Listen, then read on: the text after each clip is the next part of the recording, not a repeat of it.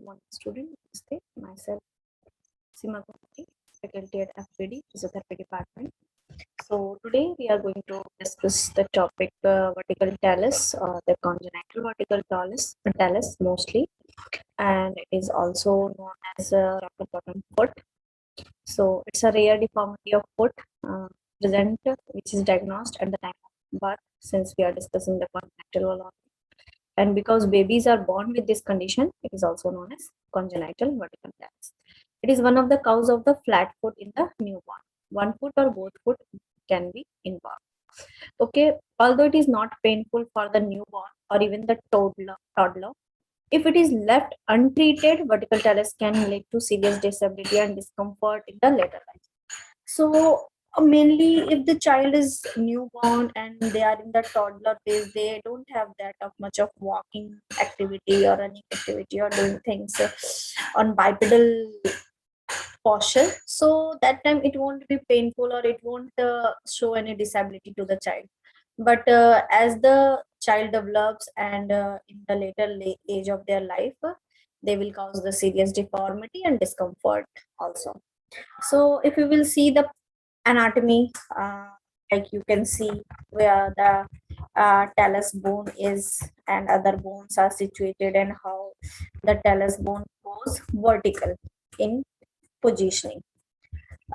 So you can see the talus bone sits on the calcaneum and it's a connector between the foot and the leg. As superiorly it is attached with the tibia and inferiorly it is attached with the calcaneum and other tarsals. Okay, so this talus bone helps basically to transfer the weight. It is a connection between both foot and the leg.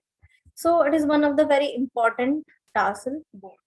Okay, so as I have said, it sits between the bone of lower leg and the calcaneum heel bone. So in vertical talus, what basically happens, we will see.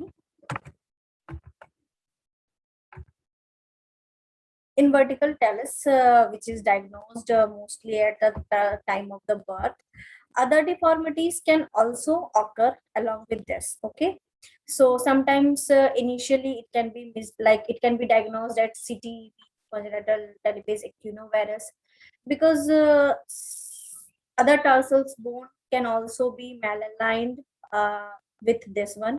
So initially it can be misdiagnosed and that can later cause some problem. Okay, so here you can see the bone, the talus. Okay,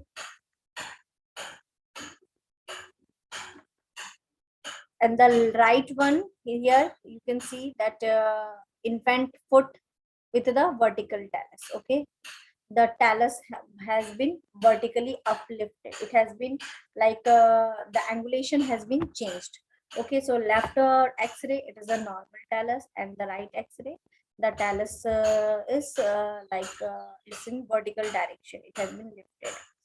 Okay, so if we will see the cause that why the vertical talus occurs, the cause is unknown. Mostly it is unknown. There are some theories and mostly it is like associated with some other conditions also, like neuromuscular disease, other disease, spina bifida, neurofibromatosis, and other numerous syndromes. Okay, so exact cause etiology for vertical talus is still unknown. Now, if we will see the treatment, the goal of the treatment for vertical talus is to provide your child with the functional, stable, and pain-free. So till the child will be toddler, he won't have any discomfort, pain, or disability. But as the child develops, he will have some. So the main goal will be to provide your child with functional, stable, and pain-free food.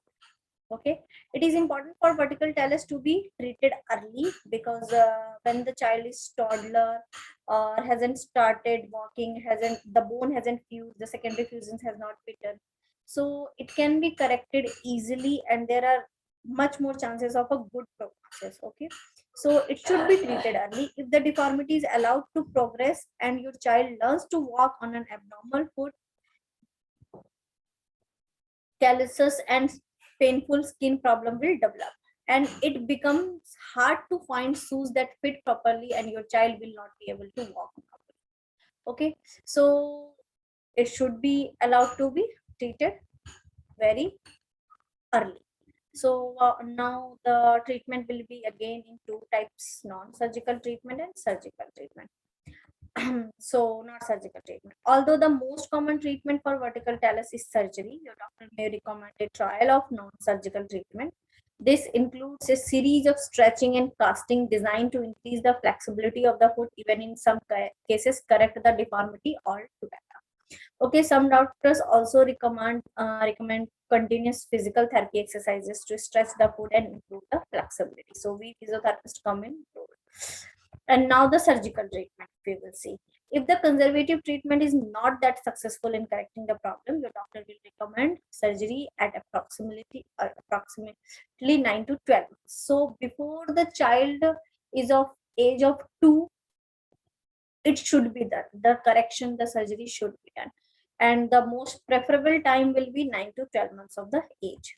Procedure surgery is designed to correct all aspects of the deformity, including the problems with the foot bones, as well as ligaments, tendons, and the support and tendons that support the bones. During the operation, surgeon will put all the bones in correct position, apply pins to keep them in place, and tendons and ligaments may have to be shortened or lengthened according to the need. And then post-surgical recovery. After the surgery, some phase of immobilization, then again mobilization, physical exercises, strengthening, stretching, whole of the post-operative rehabilitation procedure have to be done. So after 4 to 6 weeks, till 4 to 6 weeks, the cast will be there, and after 4 to 6 weeks, cast will be removed, and then again brace or special shoes may be required to help prevent deformity from return. Okay, collapsing of the bone or the correction again can happen. So there are some precautions, there are some bracing that need to be done for the long time. And outcome, if you will see the outcome without treatment, your child's vertical talus will most likely result in future pain and disability, and if it will be treated at time and proper treatment will be then there is good prognosis. Okay, so in this way we are finishing the topic of vertical talus or upper bottom foot. So you guys should read this topic very thoroughly. If you have any question, any queries, ask me in the Google Meet class and I will try to solve your problem. Okay, thank you.